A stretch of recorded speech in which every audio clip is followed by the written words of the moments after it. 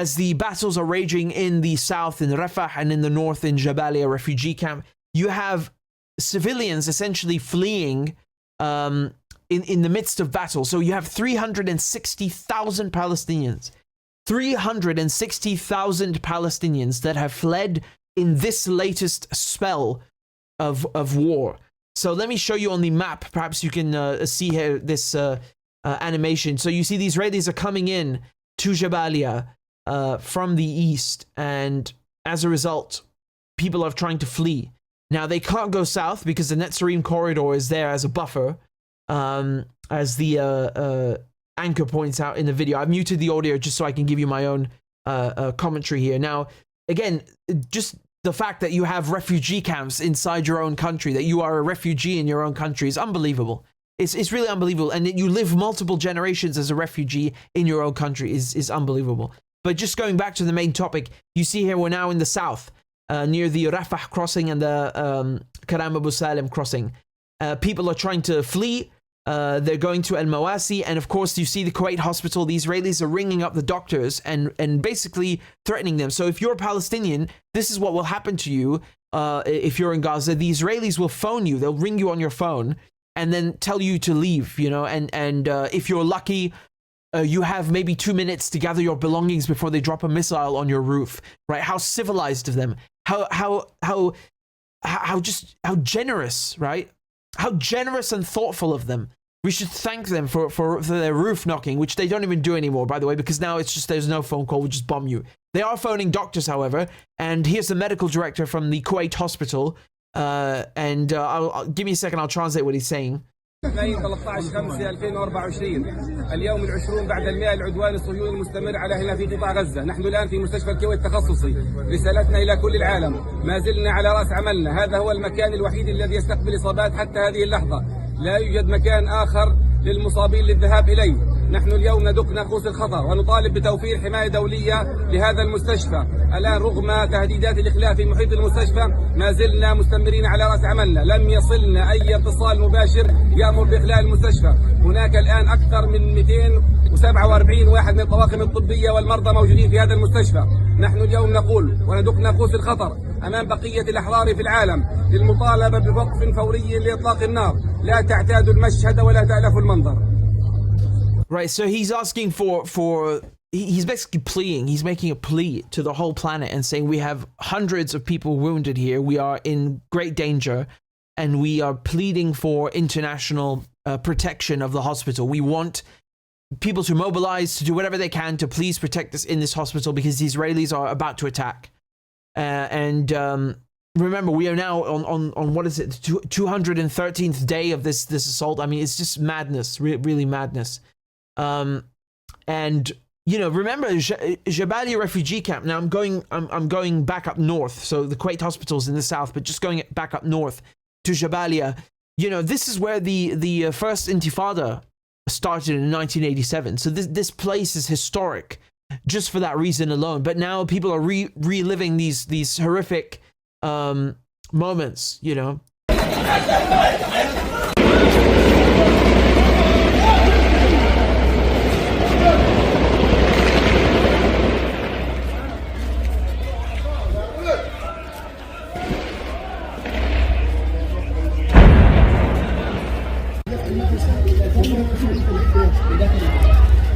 بوال صوتك شوية بوال صوتك.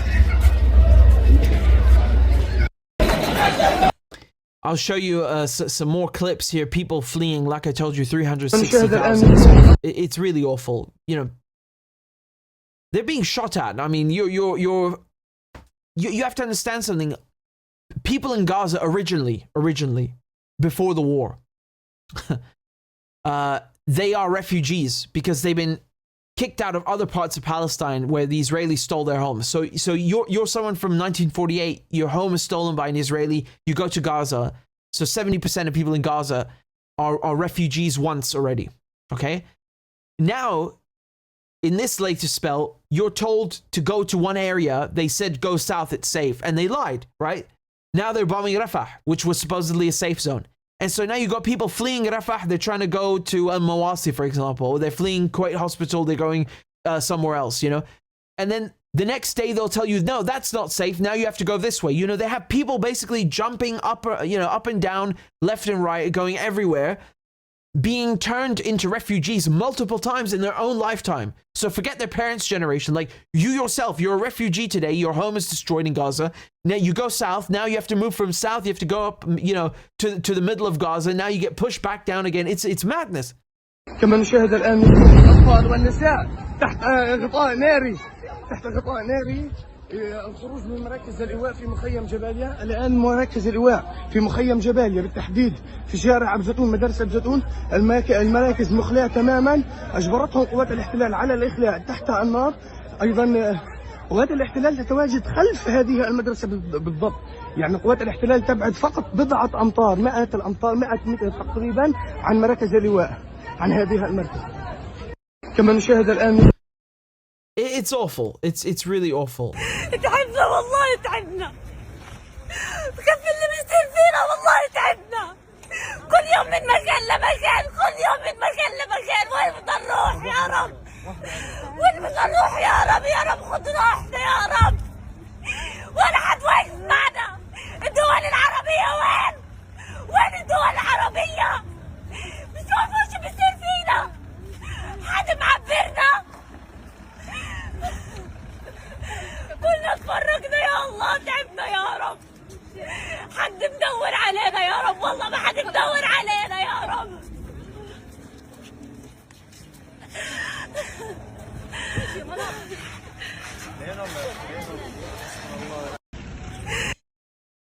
She's right, she's right.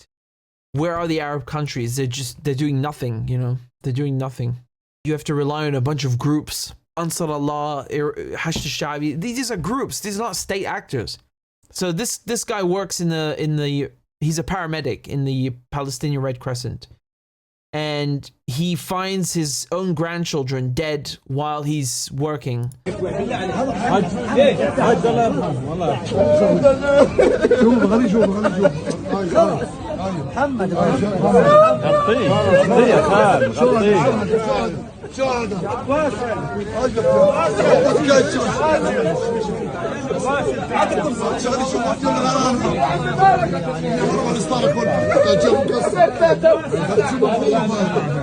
Yeah, you can see here also you got journalists trying to film, they're just getting shot at in the refugee camp.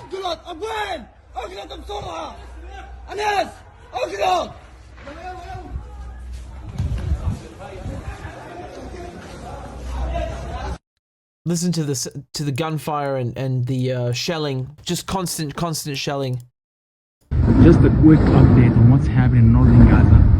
Just 1 kilometer away from the ground invasion in Jabalia refugee camp. It's very dangerous to be here. Like you guys seen, people displaced from this area, Jabalia area, and airstrikes do not stop on every minute. And you hear mad gunshots there. And Plan is above my head. Just a quick. So there's everything and anything, right? And here you've got apartments burning. It's like total destruction. استهداف منزل لعائلة أبو لحية في مخيم جباليا ولعائلة النيرة بعدة استهدافات متتالية في وسط مخيم جباليا الآن.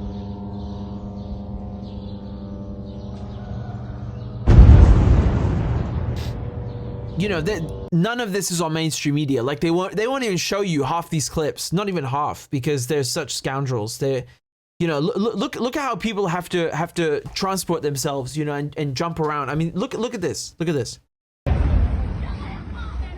You got disabled people being carted around.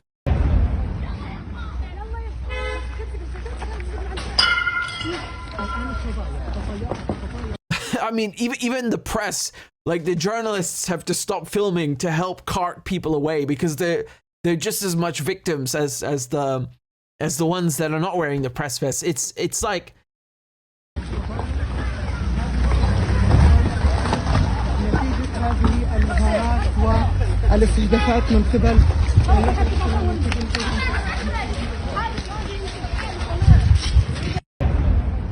So they don't show you this on the evening news because they want to conceal and hide everything for you. So from you. So you know they will make sure that there's a phrase for it. It's lying by omission. Yes. So we say lying by omission. Now give me a second. I'm trying to show you another video here, but the audio keeps coming up, and I'm because of the copyright. I'm trying to mute it. Okay, hold on. There you go.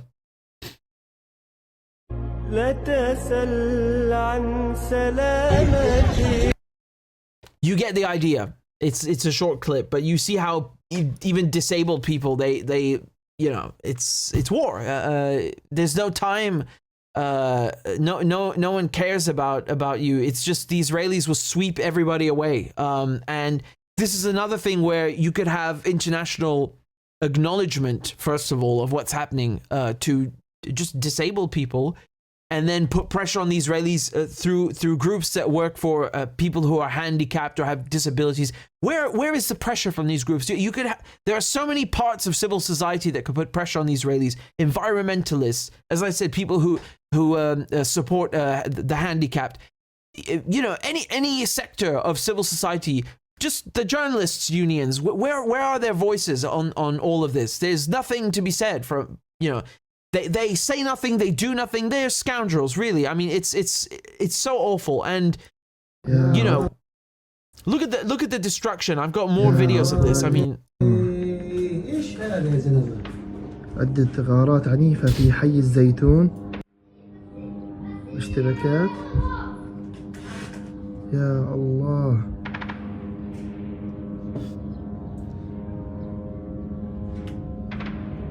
يا الله.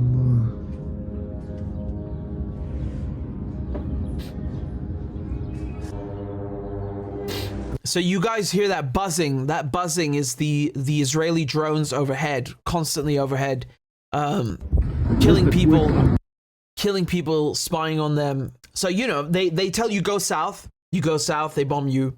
Then you try to go north, they bomb you in the north. It's never ending, really.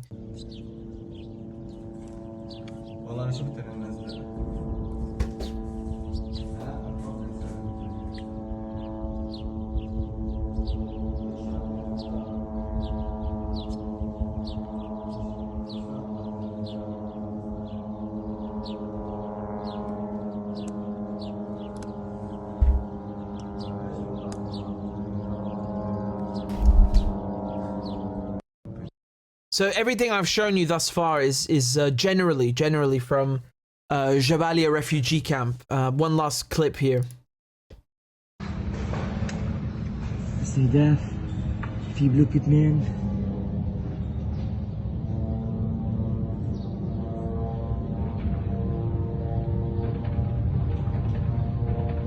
Once again, you hear the drones. I mean, you know, even let's say there's no bombing for a second, and let's say there's no starvation. Just having that noise constantly, you know, hearing these drones buzzing overhead 24/7 will drive you mad. Never mind facing these things. So I wanted to show you these clips to show you what disabled Palestinians are going through, what Palestinian journalists are going through, what Palestinian civilians are going through. Because, like I said, you have a simultaneous, you have a multi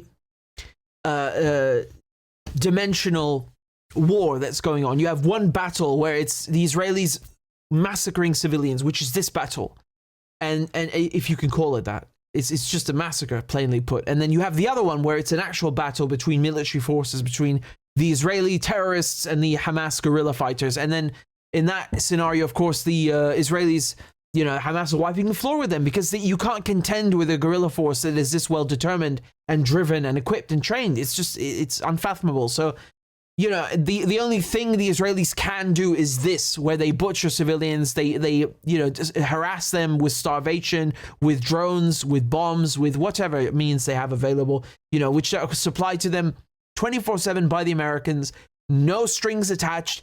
Do whatever you want. You have to remember that this is the United States. There's no difference between these clips and seeing, for example, invasion of Iraq in 2003. The same people are responsible for this. The exact same people. Okay? You have to remember that. There is no difference here. There's no distinction or differentiation between Israelis, Zionists, Americans, British. It's the same group of bastards. And there's no recourse and no quarter for the Palestinians, you know. There's no mercy for them, no matter what sector they work in. They're a hospital director or a medical director in a hospital. They are working for the press. They are simply girls. There's no recourse. There's no recourse and there's no quarter. And that is really the face of Israel. That is what Zionism is. It is the only face that Israel has ever had. But now it's only becoming apparent to people, nowadays and today. I suppose better late than never. But, this is when you have a genocide unfolding, there's no time to start negotiating or debating or people have to be saved as quick as possible.